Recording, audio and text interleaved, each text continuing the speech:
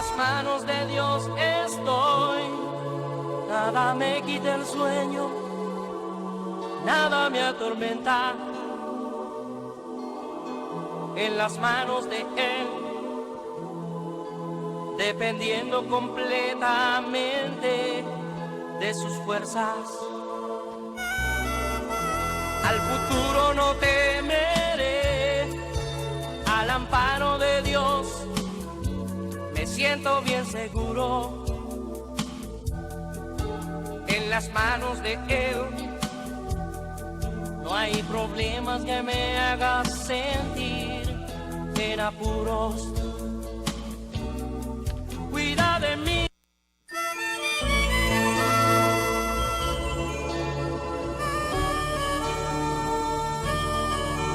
En las manos de Dios estoy, nada me quita el sueño, nada me atormenta. En las manos de Él, dependiendo completamente de sus fuerzas. Al futuro no temeré, al amparo de Dios me siento bien seguro.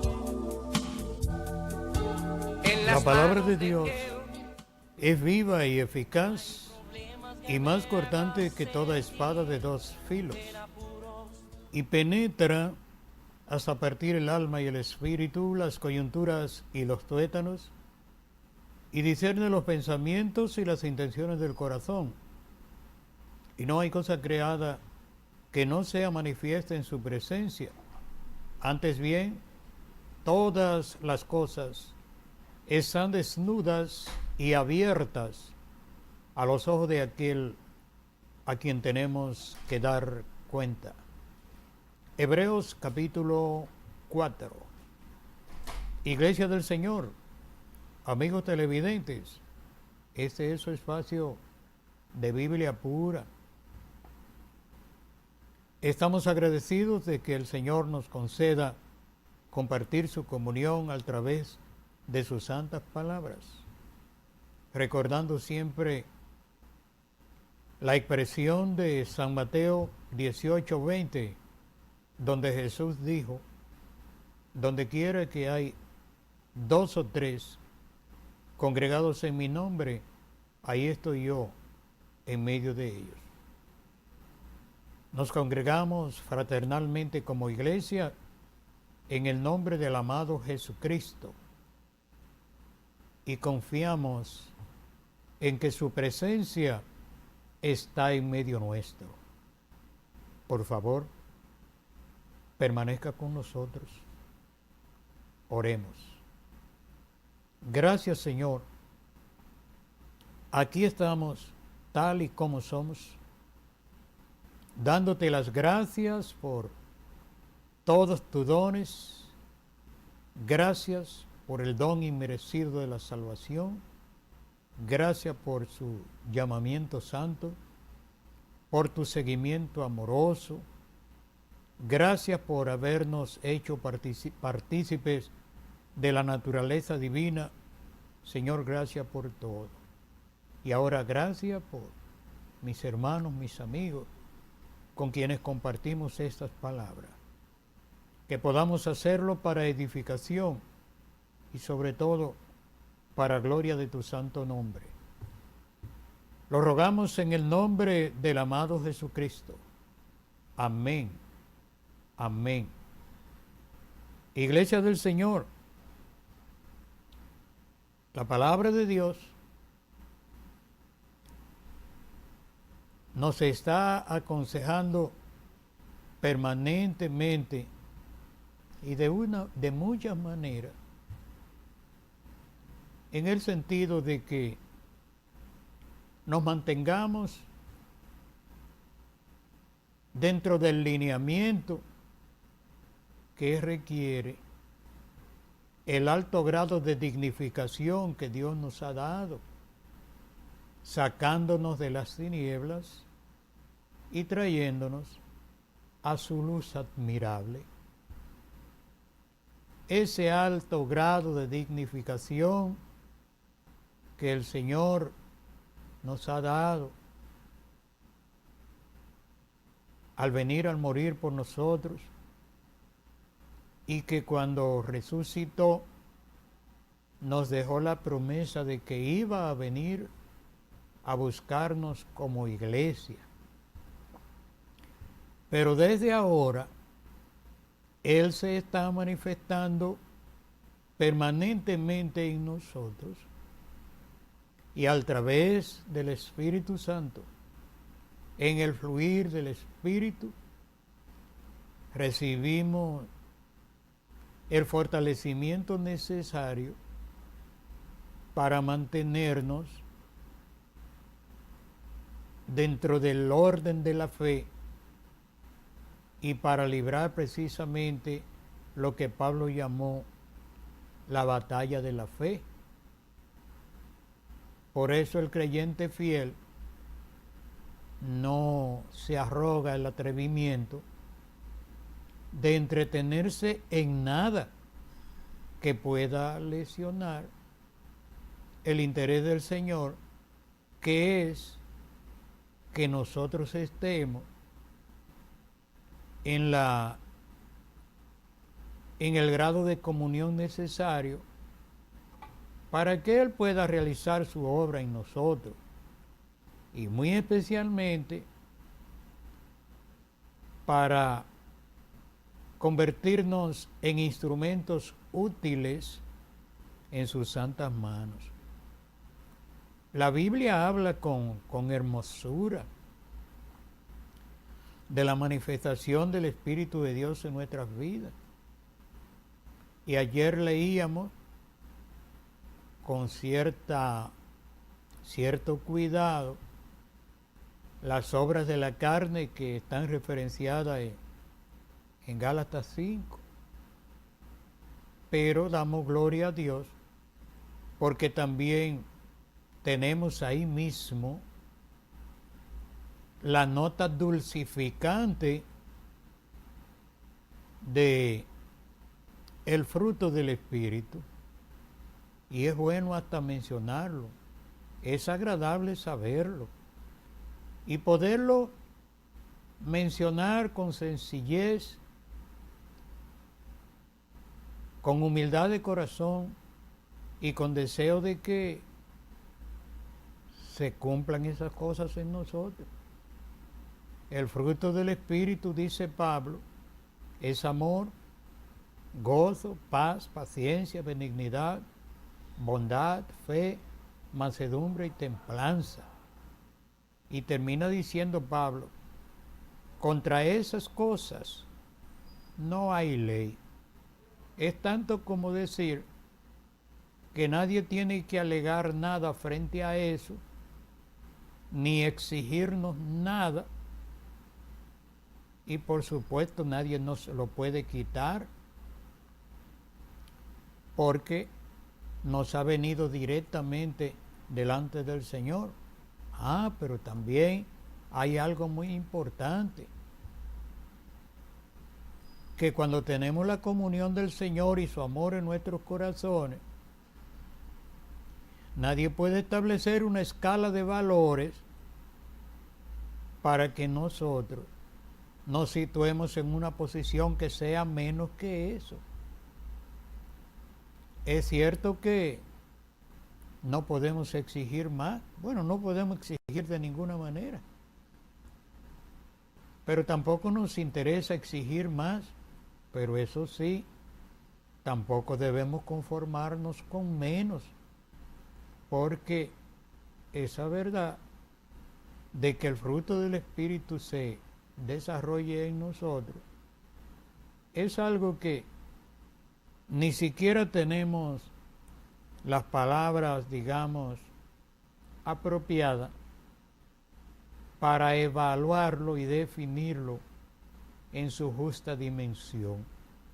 Solamente decir que lo agradecemos, solamente darle gloria a Dios por su don inefable en Cristo Jesús. Que Dios nos ayude. Hermanos amados, nos han sugerido y compartimos esa inquietud que leamos a primera de Juan capítulo 3. Dios bendiga a la hermana que fue tocada por el Señor para sugerir la presentación sencilla de este capítulo de la Biblia. Es hermoso, tiene apenas 24 versículos, pero 24 versículos cargados de motivos de grandes reflexiones en Dios. Son de esas cosas donde preferiblemente al leerlas nos regocijamos, callamos, no argumentamos, sino que esperamos que el Señor nos dé la explicación total de esto y rogamos a Dios que nos ayude a darle una buena aplicación.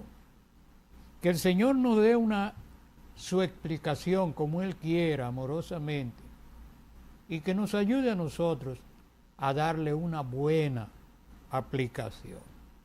Compartamos con alegría primera de Juan, capítulo 3. Este hermano Juan, antes de leer estas palabras, es el hermano Juan que escribió el Evangelio de Juan. Es el hermano Juan que escribió Apocalipsis. Y es el hermano Juan que injustamente ha sido llamado Juan el teólogo. Esa es una desconsideración, decir que Juan era teólogo, porque los teólogos lo que hacen es interpretar y sobre todo distorsionar la esencia real de la palabra de Dios. Y el hermano Juan sencillamente recibió la visión de Dios, del Espíritu Santo, y nos la transmitió a nosotros de una manera altamente edificante y siempre muy positiva. Ojalá que usted, hermano amado, hermana amada, se enamore de estas palabras. Estamos recomendando los 4 evangelios, que son la excelencia de la palabra. Y dentro de esos 4 evangelios, claro, está el evangelio del hermano apóstol Juan. Leamos el capítulo 3 de su primera carta. No hablamos del capítulo 3 de Evangelio, no, hablamos capítulo 3 de Primera de Juan, que inicia con una exclamación increíble. Él dice: mirad cuál amor nos ha dado el Padre, para que seamos llamados hijos de Dios. Por eso el mundo no nos conoce, porque no le conoció a Él. Amados, ahora somos hijos de Dios, y aún no se ha manifestado lo que hemos de ser, pero sabemos que cuando Él se manifieste, seremos semejantes a Él, porque le veremos tal como Él es. Y todo aquel que tiene esta esperanza en Él, se purifica a sí mismo, así como Él es puro. Todo aquel que comete pecado infringe también la ley, pues el pecado es infracción de la ley. Y sabéis que Él apareció para quitar nuestros pecados, y no hay pecado en Él. Todo aquel que permanece en Él no peca. Todo aquel que peca no le ha visto ni le ha conocido. Hijitos, nadie os engañe. El que hace justicia es justo, como Él es justo. El que practica el pecado es del diablo, porque el diablo peca desde el principio. Y para eso apareció el Hijo de Dios, para deshacer las obras del diablo. Todo aquel que es nacido de Dios no practica el pecado, porque la simiente de Dios está en él y no puede pecar porque es nacido de Dios. En esto se manifiestan los hijos de Dios y los hijos del diablo. Todo aquel que no hace justicia y que no ama a su hermano no es de Dios, porque este es el mensaje que habéis oído desde el principio, que nos amemos unos a otros. No como Caín, que era del maligno y mató a su hermano. ¿Y por qué causa le mató? Porque sus obras eran malas y las de su hermano justas. Hermanos míos, no os extrañéis si el mundo os aborrece. Nosotros sabemos que hemos pasado de muerte a vida. Nosotros sabemos que hemos pasado de muerte a vida en que amamos a los hermanos. Todo aquel que aborrece a su hermano es homicida. Y sabéis que ningún homicida tiene vida eterna en él.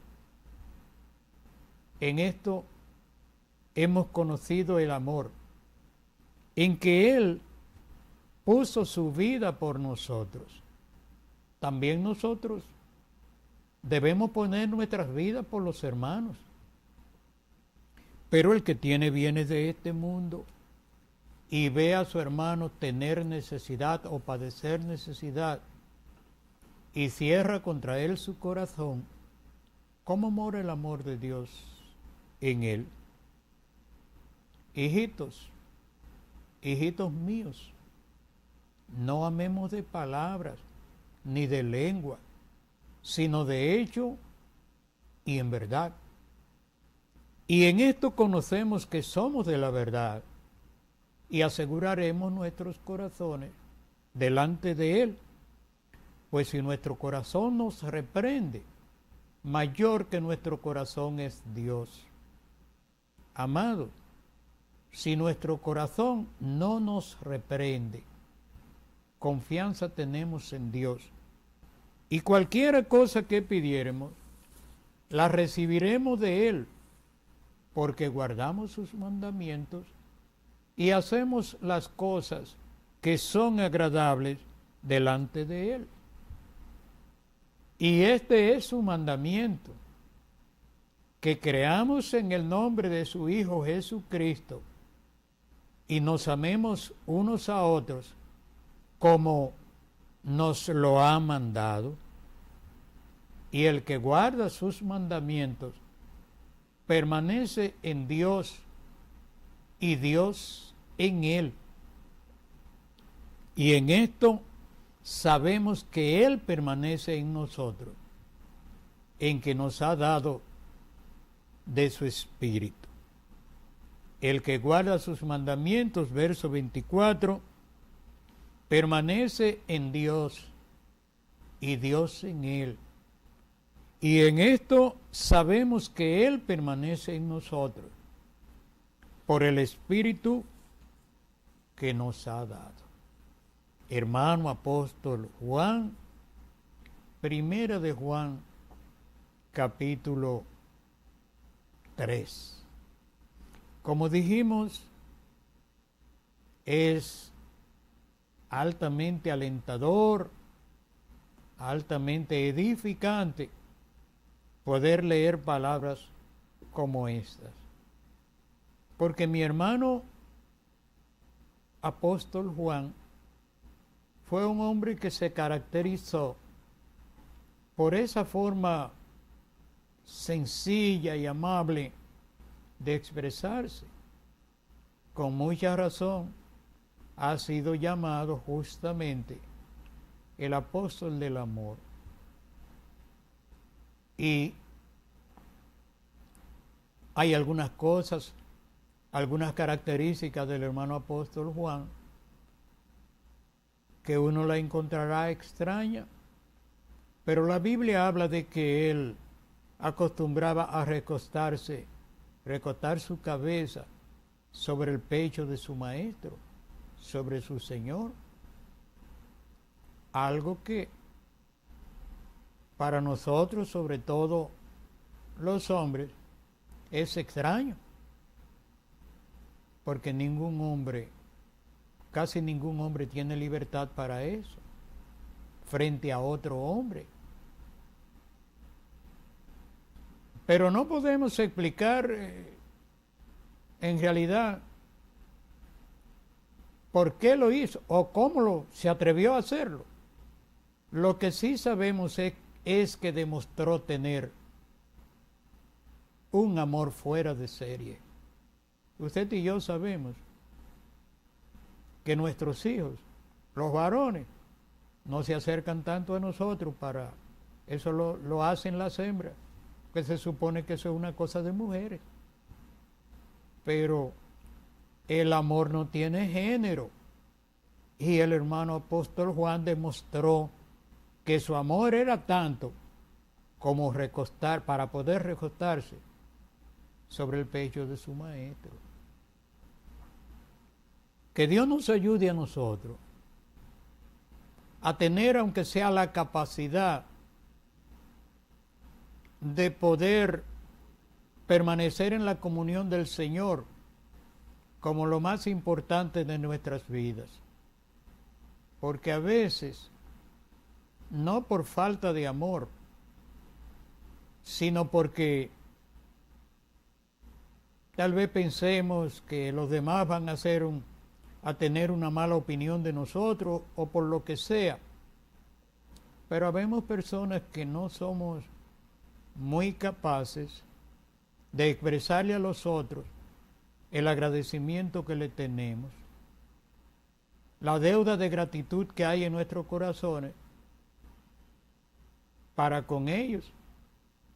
Algunos decimos que se nos hace difícil hasta enamorarnos, porque no todo el mundo tiene la capacidad. Cuando hablamos de eso, no hablamos de la vulgaridad y la desconsideración que se ha puesto de moda del varón a la hembra o de la hembra al varón, porque eso es una maldición de esta generación, sobre todo de esta generación, que ojalá Dios nos ayude a ver que eso se supere, porque de lo contrario casi desearíamos estar sordos para no tener que oír ciertas cosas.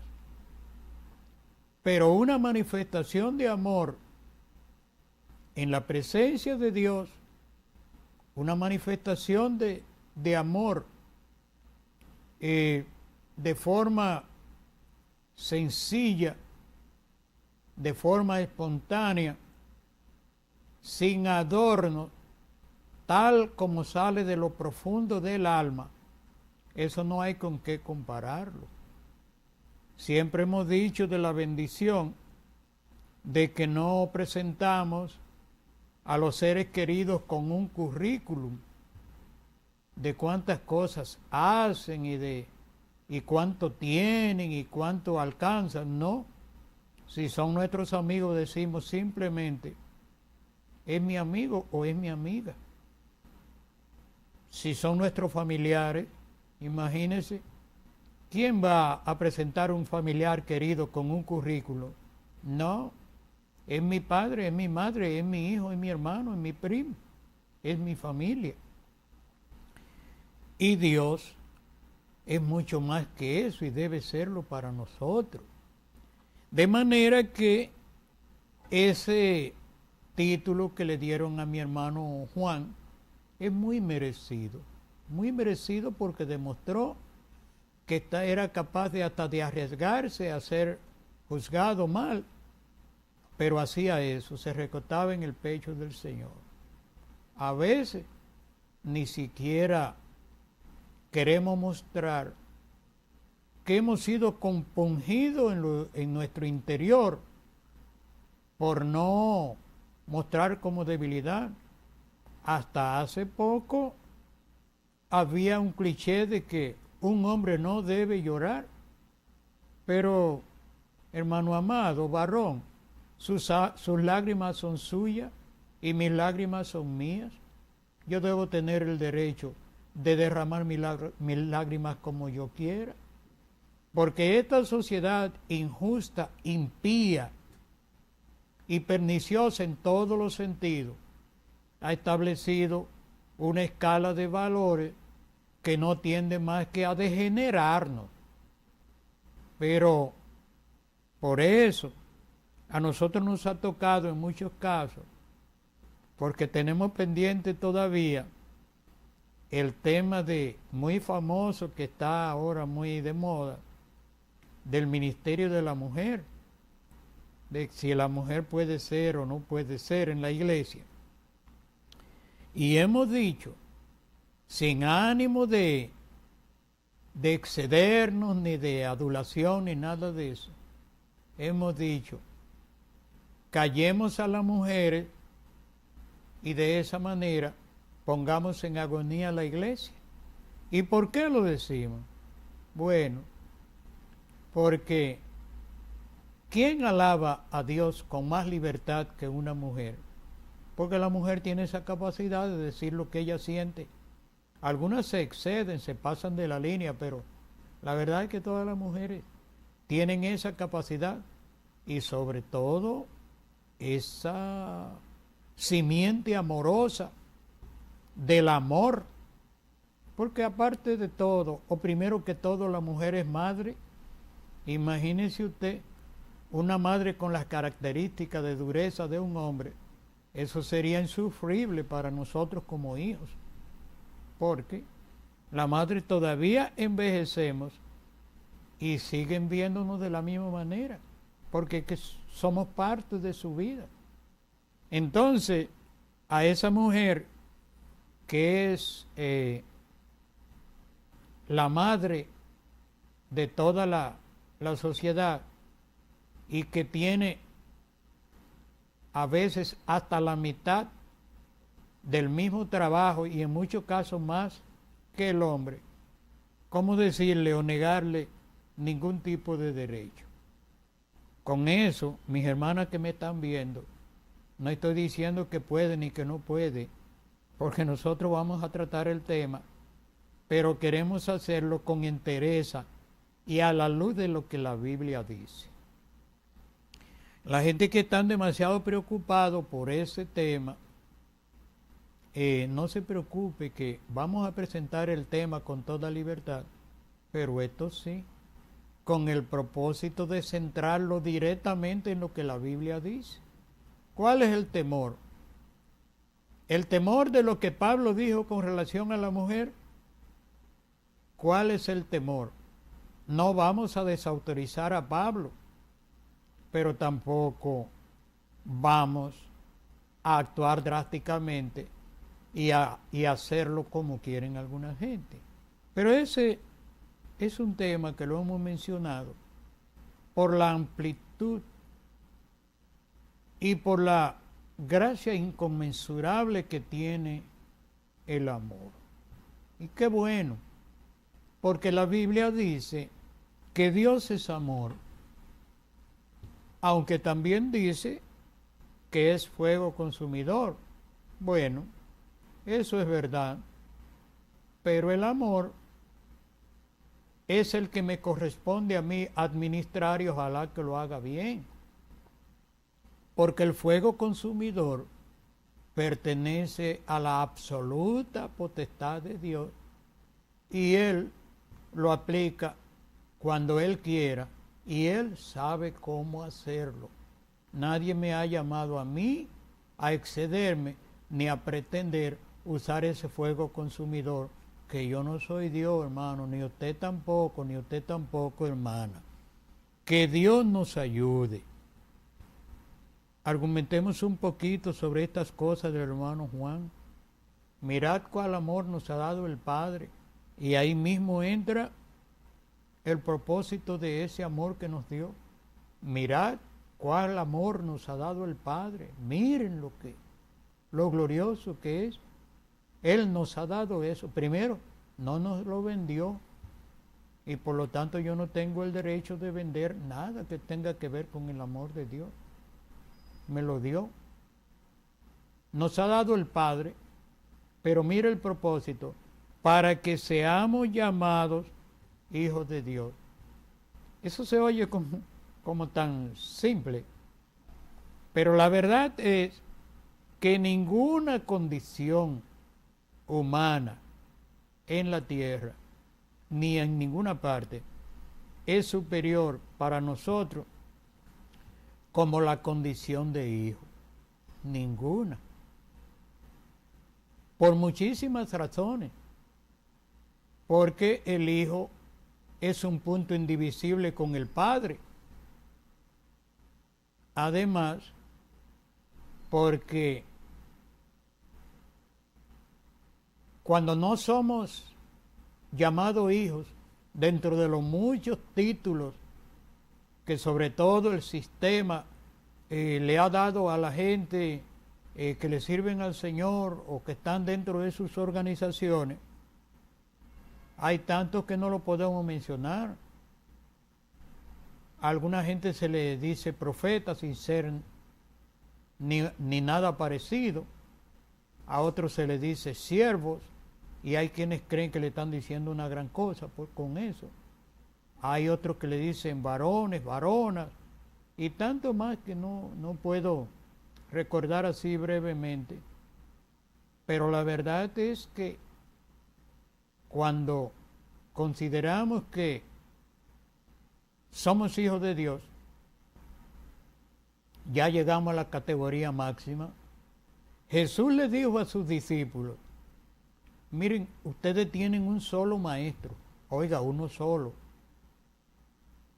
Ustedes tienen un solo maestro y soy yo. Y ustedes son hermanos unos con otros. Al declararnos hermanos unos con otros, no se está diciendo que tenemos un mismo Padre. Y si tenemos ese mismo Padre, entonces tenemos la categoría de hijo. Pero usted ha pensado una cosa, que el hijo es un punto indivisible con el Padre.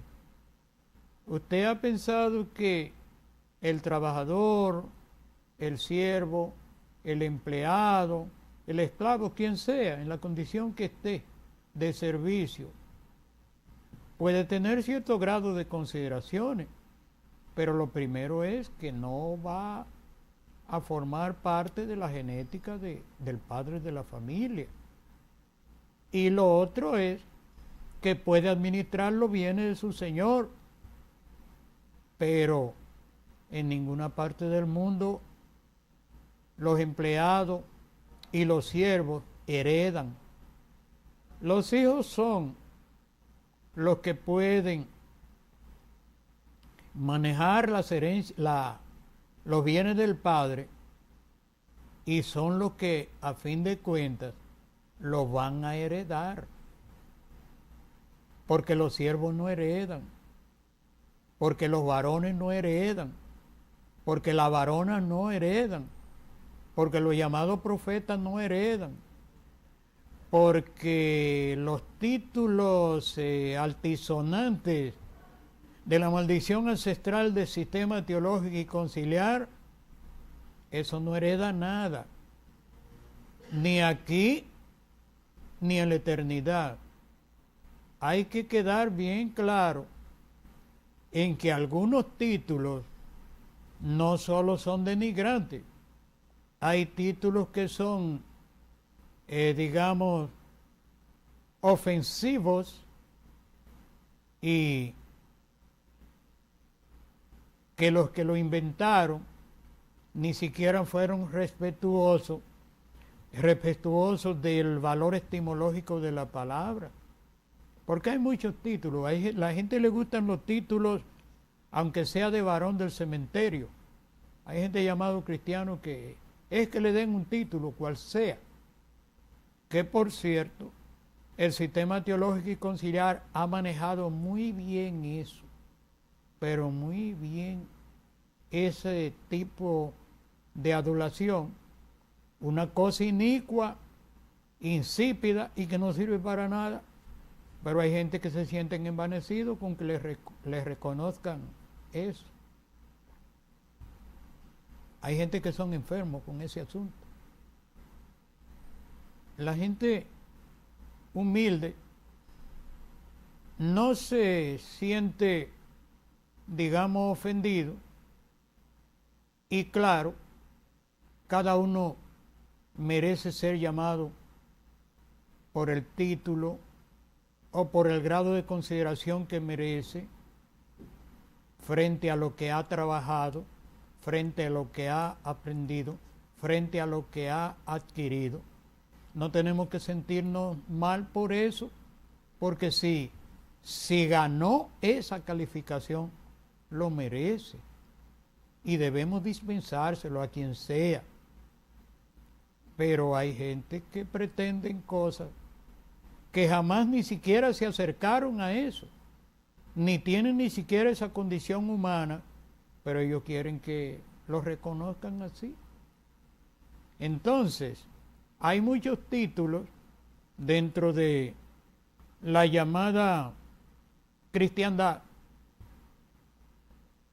que a veces son hasta irrisorios, porque por ejemplo, busque los diferentes diccionarios para que usted vea lo que significa la palabra reverendo. Dentro de sus sinónimos está aquel que inspira miedo, que inspira terror. Así que cuando usted me vaya a saludar, por favor no me diga reverendo, ni por equivocación, que yo no quiero que nadie piense que tengo el deseo de inspirar temor, de inspirar miedo. Pero así son las cosas. Mirad cuál amor nos ha dado el Padre para que seamos simplemente llamados hijos de Dios. Ojalá que Dios me permitiera tener esa capacidad con toda honestidad y que el primero que lo sepa sea yo mismo. Que se me llame nada más hijo de Dios. Por eso, cuando la gente me dice hoy día, me saluda y me dice, bendiciones. Yo no quisiera entrar en detalle de quiénes inventaron eso, pero eso después de todo es hasta ridículo. ¿Bendiciones de qué, hermano? Bendiciones para entrar a un prostíbulo. Bendiciones para desenvolverme en medio de la iniquidad, del pecado, de las obras de la carne. No, pero hay gente que se avergüenza de decirle a una persona que lo ven en la calle, que lo conocen, hermano. Los protestantes me enseñaron a mí hace 64 años que por ser hermanos, nosotros nos saludábamos, hermano, Dios le bendiga. Y hay gente que eso lo hace sentir. Ellos piensan que eso es ridículo. Como es ridículo también para muchos llamados cristianos andar con la Biblia. Los mayores no, pero los muchachos a veces andan con un manual de pornografía. Se oye vulgar y feo, pero es verdad, hermano. Es verdad. Pero le da vergüenza andar con la Biblia. ¿Por qué? Porque eso lo identifica. Eso lo identifica con una clase de la cual ellos no son, porque ellos son lo que sean, pero no son hijos. Esa es la gran diferencia. El hijo cuida los bienes del padre. Y por eso, el que tiene la condición de hijo, ama a la gente, pero no lo ama porque él o ella es buena, no, o bueno, lo ama porque nosotros queremos ser consecuentes con el Señor, y yo debo querer amar lo que el Señor ama. ¿Y a quién ama el Señor? A todo el mundo, dice la Biblia. La condición de siervo es una cosa, hermano, y la de hijo de Dios es muy diferente. No es lo mismo desde el confort de un lugar muy acogedor, a donde voy a disfrutar mi momento de esparcimiento, sea como sea, donde voy a disfrutar del manjar que ha preparado el programa de entretenimiento de un grupo religioso. Entretenimiento, sí, es verdad. Oh, sí. Voy a ver a alguien danzando, voy a ver a alguien cantando hermosamente, voy a ir a oír una melodía que me arrulla, que me hace sentir bien. Yo hacía eso, no me refiero a nosotros, a mí, porque no, tuve la bendición de que nunca participé de eso. Pero eso lo hacían muchísima gente que tienen medios y que son vagos espiritualmente, que no son convertidos nada, pero están en medio de ese lugar donde lo adulan y le hacen creer que está caminando bien, pero está caminando para el infierno. ¿Usted quiere que le diga con honestidad por qué lo tratan de esa manera? Porque usted tiene medios y usted da, pero usted no le va a comprar la salvación a Dios. Usted no va a comprar comunión. Usted no va a comprar guianza por el Espíritu. Usted no va a ser nunca participante de la bendición, de la herencia de los santos en luz, de la palabra de sabiduría, de la palabra de ciencia, la diversidad de los ministerios, las operaciones del Espíritu, el fruto del Espíritu. Usted sencillamente será, hermano amado o hermana amada, un número. Y siendo un número, no se es hijo. Se es hijo de Dios cuando se tiene la plena seguridad de que estamos dentro de su genética, que hemos recibido lavamiento por la palabra y regeneración por el Espíritu Santo, que somos nueva criatura, que Pablo dijo que ahora en Cristo Jesús todas las cosas viejas pasaron y aquí todas son hechas nuevas. A eso nos referimos como un hijo o una hija de Dios. Hagamos el esfuerzo para poder hacer la justa diferenciación entre una cosa y la otra. El servir a Dios, supuestamente, dentro de un marco de abundancia y dentro de un marco donde nadie me toque ni con el pétalo de una rosa, eso ocupa un lugar que puede ser muy preponderante, pero eso es en el sistema religioso. El Cristo real nació en un pesebre, vivió humildemente y murió en una cruz. El Cristo real dijo que había venido para servir, no para ser servido. El Cristo real no vino a buscar, vino a dar. Y vino a dar lo más valioso que tenía, que fue su propia vida. Ahora, para los que llevan anotaciones, estamos haciendo aquí un discurso en favor de la pequeñez y de las necesidades y de las carencias. No, no estamos diciendo eso, hermano. Porque la miseria, la pobreza, la enfermedad y esas cosas nunca han sido una virtud. Al contrario, creemos que esas cosas vinieron del diablo, porque el diablo es que empobrece a la gente y el diablo es que enferma a la gente. Esa es la verdad. Pero pensar que todo lo contrario, la abundancia, la indiferencia y no tener que rendir cuenta a nadie es algo virtuoso, tampoco es así. Es un asunto de evaluar nuestro accionar dentro del marco de justicia y de amor que Dios nos ha establecido, y si a Él le parece ponernos en eminencia, pues disfrutemos eso como bendición de Dios. Pero esto sí,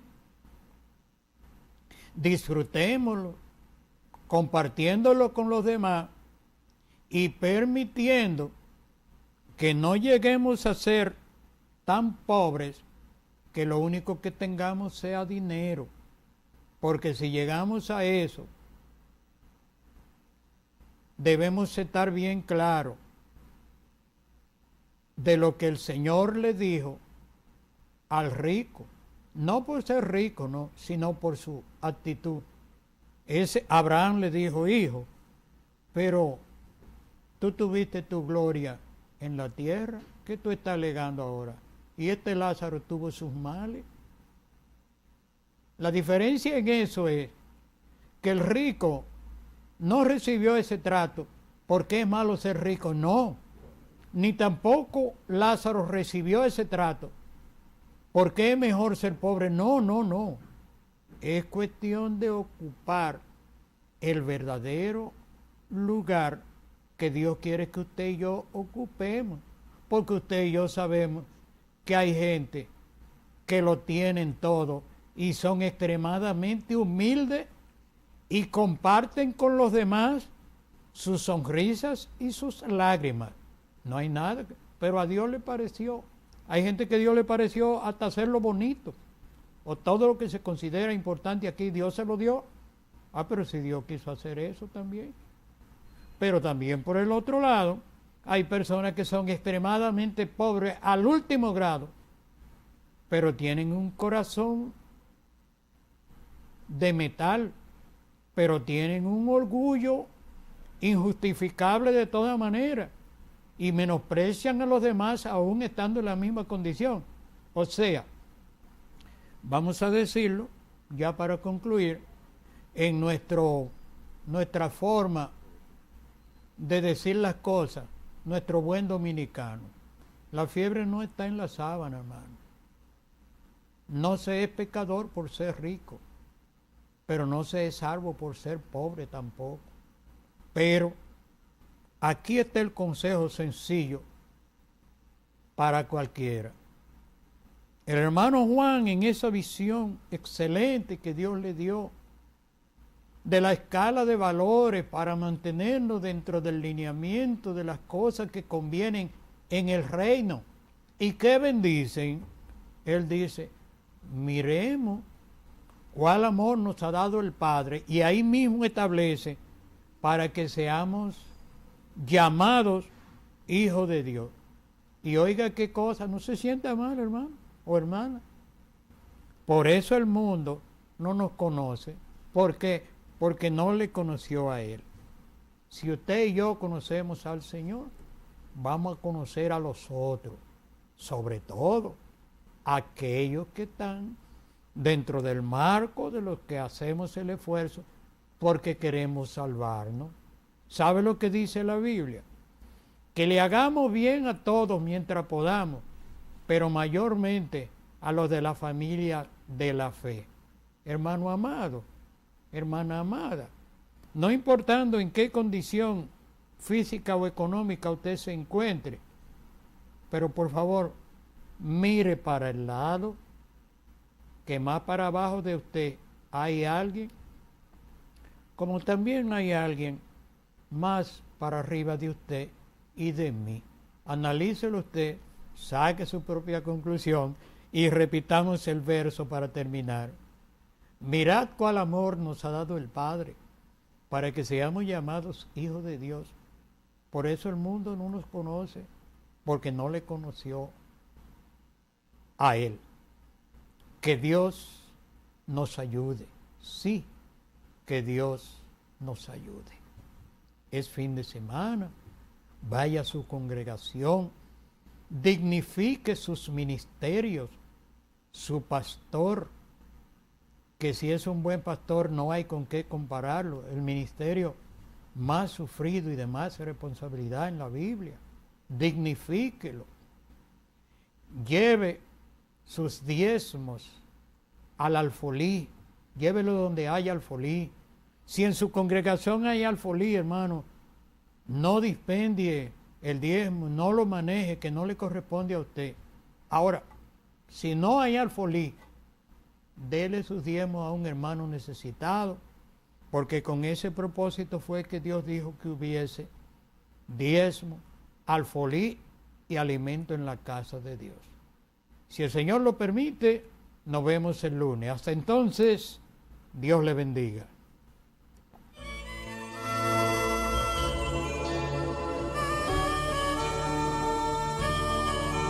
En las manos de Dios estoy, nada me quita el sueño, nada me atormenta. En las manos de Él, dependiendo completamente de sus fuerzas. Al futuro no temeré, al amparo de Dios me siento bien seguro. En las manos de Él no hay problemas que me hagan sentir en apuros. Cuida de mí. Usted sí.